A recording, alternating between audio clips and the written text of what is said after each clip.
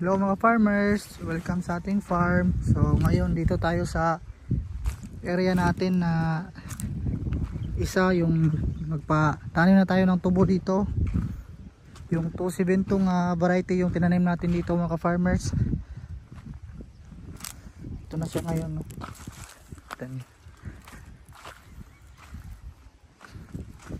Bali, pakyawan yung pagtanim nito mga farmers.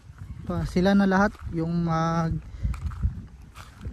magtapas ng tubo at magdiskarga at magtagtag dito sa area. So ito yun, no? Yung 270 yung ginamit lang namin dito is yung kwandang,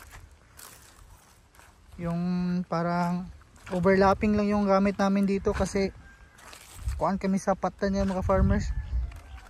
Hirap kami sa patdan ngayon kasi naapektuhan ito ng El Nino eh. So medyo dihado sa patdan. So dapat ganyan yan. So overlapping lang. Isa-isa lang muna yung patdan natin. So maganda naman ito na patdan mga farmers kasi dumadami naman ito.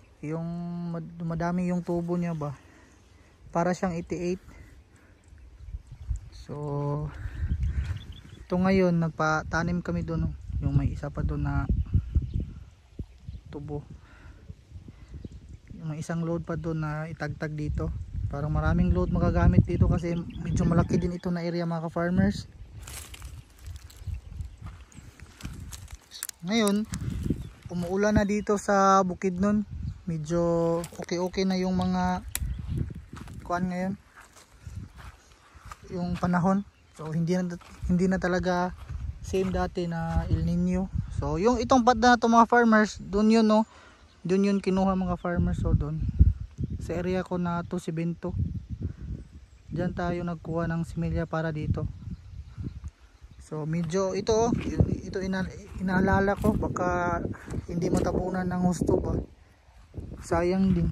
So hindi din kasi pwede na hindi ipasok yung truck dito kasi malayo din kasi. Then mahirap din yung loop, yung area na to kasi medyo may pa-slope siya.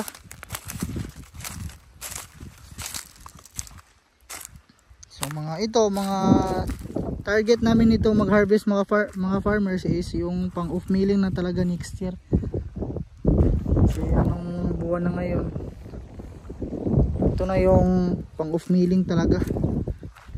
So pray lang tayo na sana umulan para tumubo talaga ito mga farmers. Kasi hindi talaga basta-basta yung gasto sa tubo ngayon. Napakalaki talaga.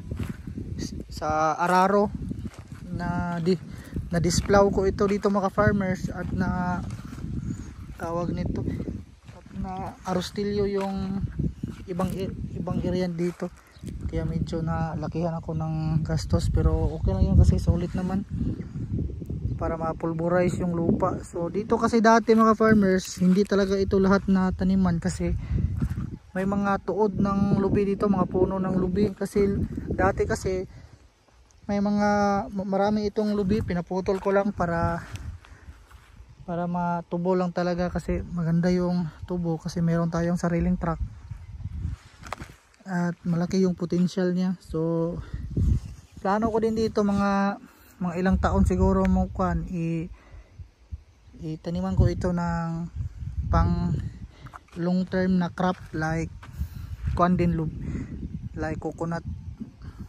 So maghanap lang talaga tayo ng kuan mga farmers kung saan tayo medyo hindi ma-hassle kasi itong tubo every 4 years 3 years magkuan talaga tayo nito, magbabago talaga tayo ng gigibain talaga natin. Hindi talaga pwede na hindi natin gibain ito kasi liliit din yung kuan natin eh, yung yield natin.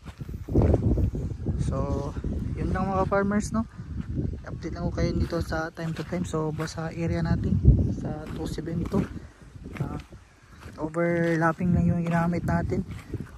Sa awa ng Diyos, umulan at napatanim na tayo. So God bless us sa pag-farming mga ka-farmers. So ito lang, farming.